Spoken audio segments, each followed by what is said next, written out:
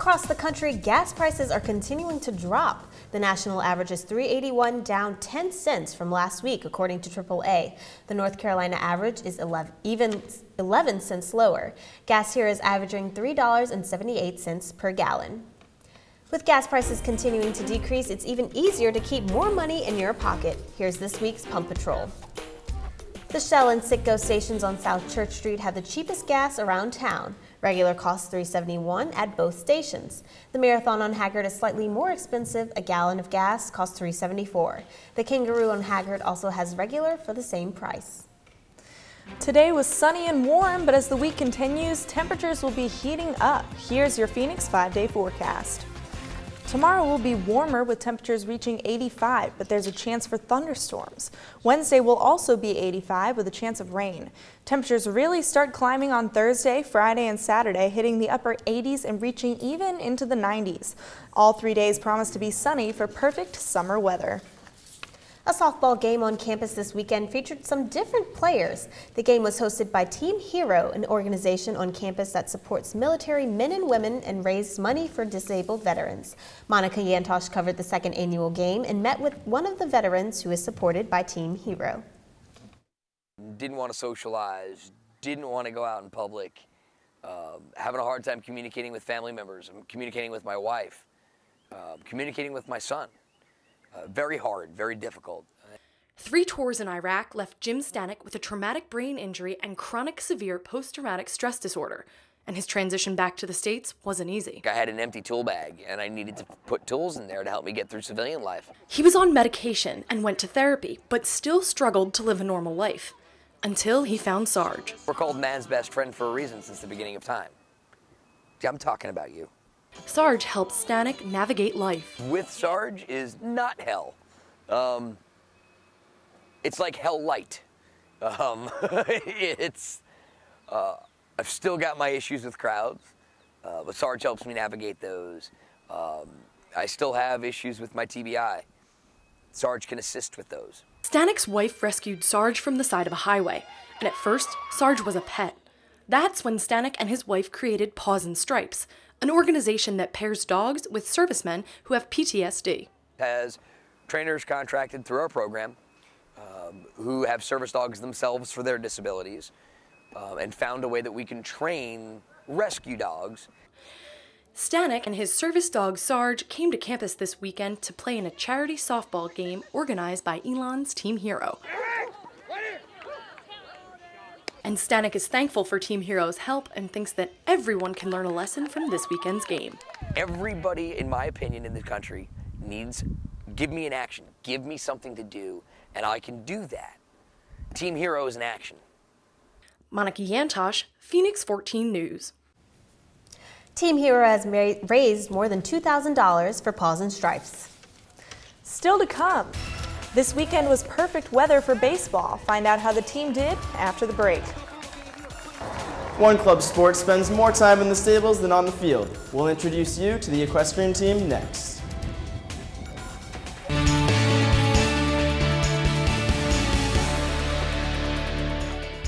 253 college football players heard their names called this past weekend in the NFL Draft.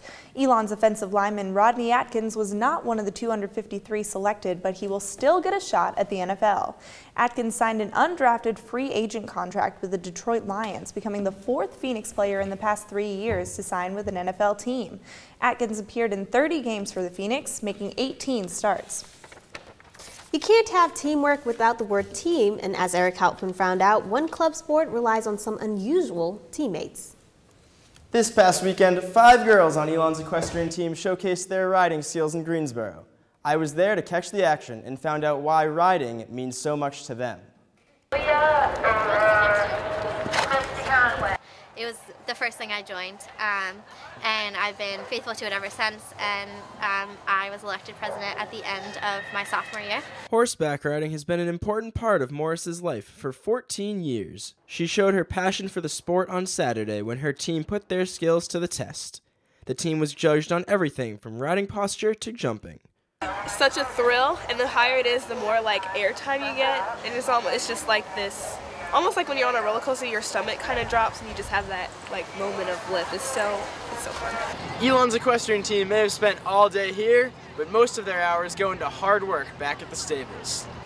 I mean, it's every day it changes. Horseback riding is challenging in itself, but I think every day brings a new challenge that you have to kind of find and work through. Ann Morgan is the trainer for Elon's team and loves working with them. Yeah, it's a great age. It's a unique opportunity to have a team atmosphere with riding. It's a very individual sport.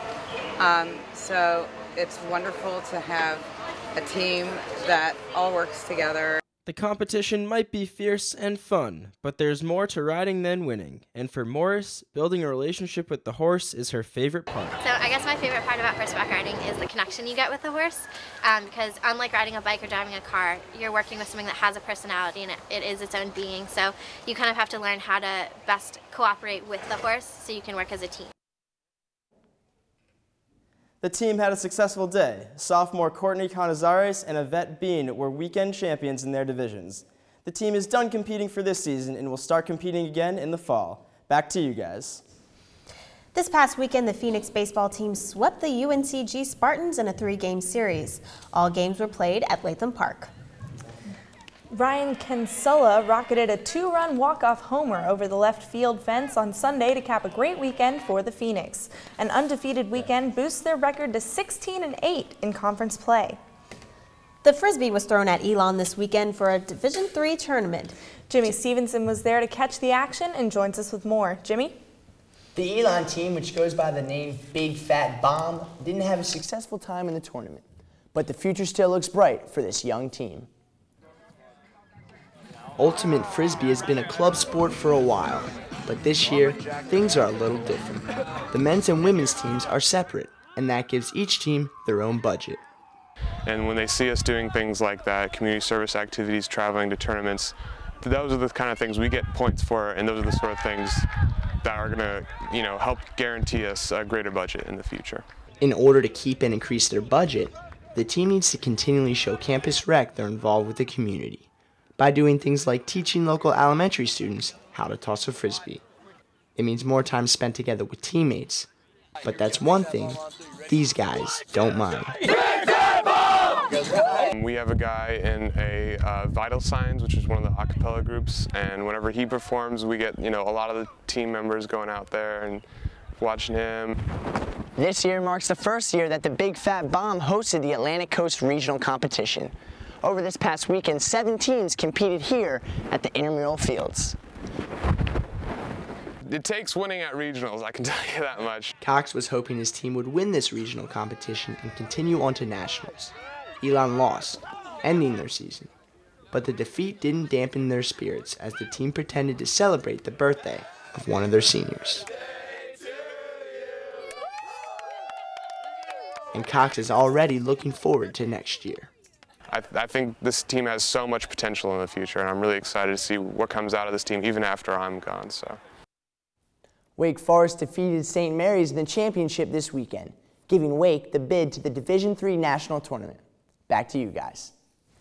In case you missed the Phoenix last weekend, there's more sports action for you coming up this week. On Wednesday, the baseball team plays Wake Forest at 6 p.m. The softball team goes to bat against the College of Charleston on Saturday and Sunday. Also on Saturday and Sunday, the baseball team will take on Western Carolina at 6:30. It's the last full week of classes, and there's plenty of events going on before finals start. The Goodbye Hardin Luau is tomorrow night. It's your last chance to say goodbye to the dining hall before it's knocked down at the end of the semester. The event is from 4 to 9 and includes raffles, a ripcord performance, a fire show, and of course, food. Thursday, Friday, and Saturday, the Elon Dance Company is performing Fused Moves, a dance show with original choreography. The show is at 7:30 on Thursday and Friday, and at 3 and 7:30 on Saturday. So, Addie, are you going to end up going to the Goodbye Hardin Luau? I probably will. I have gone to Hardin many times during college, and it's always been a hidden gem. Like, I've always, had a great time at Hardin and loved the food. So, sad it's getting knocked down. We'll be sorry. Yeah, I know. I'm kind of sad, too. My favorite part, I loved the desserts. Oh, yeah. I'm guilty of going back more and more for those desserts. Those brownies. I know, right? Well, that's all we have for this Phoenix 14 News. There will be big changes coming to this broadcast. Find out the exact details next Monday on our last show of the semester. For news throughout the week, like us on Facebook, follow us on Twitter, or check our website, Phoenix14News.wordpress.com. I'm Nicole Chadwick. And I'm Addie Haney. Have a great week, Elon.